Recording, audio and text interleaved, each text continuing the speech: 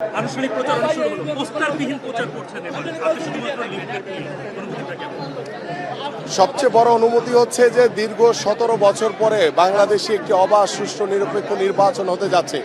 যে নির্বাচনের অপেক্ষায় বাংলাদেশের মানুষ দীর্ঘ 17 বছর অপেক্ষা করেছে।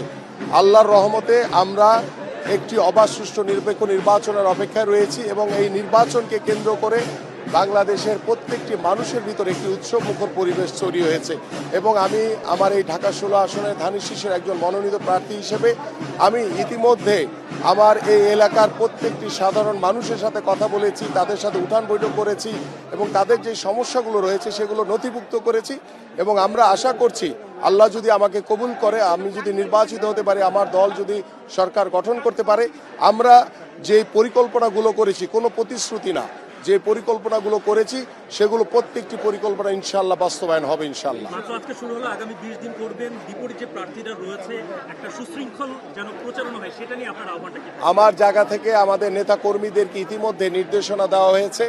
আমরা একটি নিরপেক্ষ সুষ্ঠু ভোটের অপেক্ষায় রয়েছি এবং কোনো প্রকার কাউকে আমরা কোনো অন্যায়কারীকে কোনোভাবে প্রশ্রয় দিব না এবং যারা রয়েছেন বিপক্ষ দলের তাদেরকেও আমি আশা করব যে তারাও সহনশীল হয়ে ধৈর্যশীল আচরণের মাধ্যমে তারা প্রচার কার্য করবেন, কিন্তু মানুষের কাছে যাতে কোনো মিথ্যাচার বা মিথ্যা প্রতারণার আশ্বাস না দেয় সেদিকেও তাদেরকে আমি দৃষ্টি আকর্ষণ করব। Thank you. থ্যাংক ইউ ভাই।